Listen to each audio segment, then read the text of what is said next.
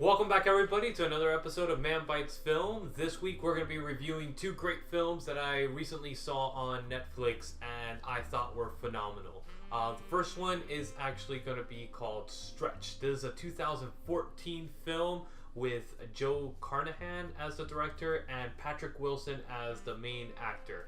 And it runs about an hour and 30 minutes or so.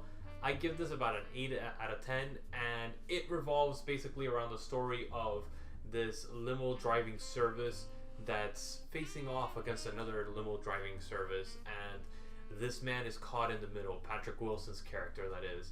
And on top of that, he just got a call from one of his bookies that he owes $6,000 and he needs to pay by tonight. If not, he's gonna lose some type of limb or another. And basically the whole film revolves around him trying to figure out how the hell he's gonna make $6,000 in one night. So the operator for the limo service gives him a call and tells him, look, we actually got this really crazy fucking billionaire that he tips like really good, and he could probably give you the $6,000 as a tip, or at least something close to that. So he's like, all right, I'll take it. Let's do this. The guy literally parachutes onto the limo, and the events that unfold thereafter are not that much farther from like the craziness of landing on a limo from a parachute. I mean, he goes through all these series of events, and I don't even want to say a single one because each one is more absurd than the other, and you just gotta watch it for yourself because that's the fun part of this movie, is watching all this crazy stuff unfold. And it's literally a good version of The Hang Up with a limo driver and a bookie dealings in the background. And the way that the whole story wraps on itself at the end, it wraps up so perfect, so nice and neat. And this hour and 30 minute film feels like so much less. It feels like a 30-minute film, and it's just rush. You don't sit down for a second, and you can't even breathe for a second in this film. It goes that fast, and it's that smooth of a film. The characters, obviously, he's driving around a lot of famous people, so you have a bunch of cameos, and they're really funny the way that they do it because they literally portray like these asshole actors and stuff like that, and it's really funny them playing themselves as actors. It's really cool. I thought it was very humorous, and the whole story is pretty absurd, but I like the fact that they kept the debt as something that's actually reasonable. Most of these films, they go like, oh, he owes $1 million, he owes $250,000. It's $6,000. That's a reasonably, like, okay, if you're gonna get into debt and you're gonna owe a lot of money and you're gonna have trouble getting it, $6,000 sounds about right.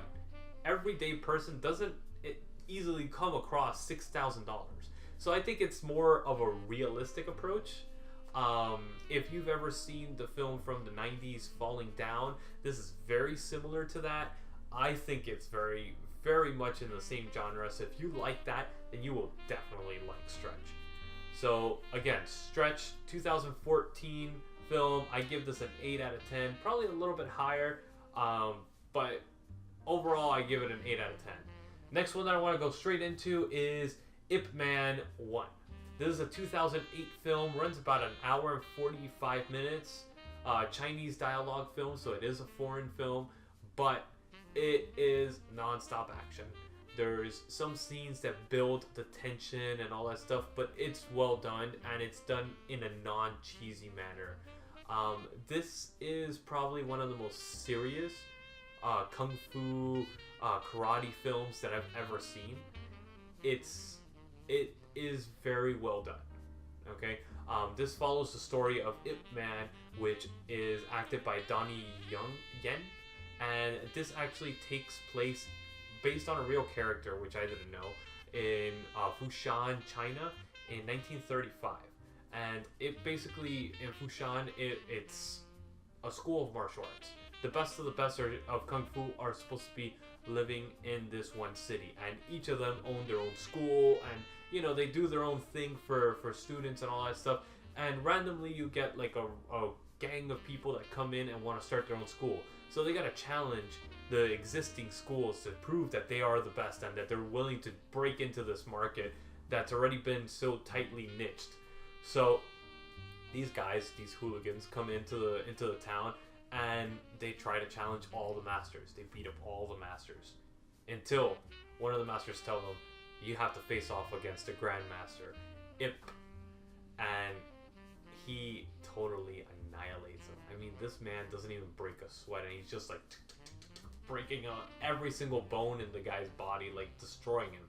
It was phenomenal, the action sequence. And then the story progresses quickly at this point, and it jumps ahead a certain amount of years and straight into the middle of World War II, where Japan had already occupied China and had taken over China and done all these atrocities, of course, which are mentioned in the film. And it revolves around Ip Man his home being taken away from him, and he's having to go back to work and work really hard labor and all that stuff. And everybody's like, whoa, he's working. That means shit really hit the fan.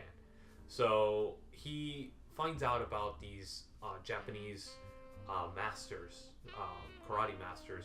They're basically saying, let me see who could challenge the Japanese mastery. And all these black belts and all this stuff, and then all these masters, kung fu masters, start challenging him from Fushan, and they face off against the Japanese guys. And it kind of it goes very uneasy for Ip Man, because he's like, you know what, you guys gotta face off against me now. You gotta prove yourselves against me. But he's very hesitant about it too, because he has that code that, you know, he shouldn't be fighting and all this stuff, and his wife didn't want him to fight anymore. So he's kind of like hesitant about it, but then he full on goes into it, and he balls, and he just beats the crap out of all these guys. He like totally cleans up, and like he settles the debt with the Japanese, and he proves to the Japanese that he is an amazing fighter.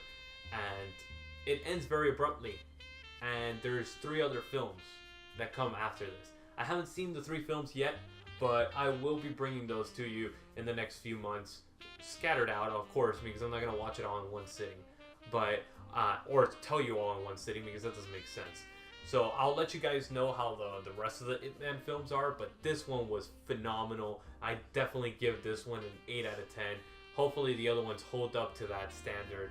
So again, Stretch, 2014 film about the crazy limo driver trying to pay off his debt, and Ip Man, just balls to the wall, a kung fu film that just, if you want to watch action, this is definitely the one to watch.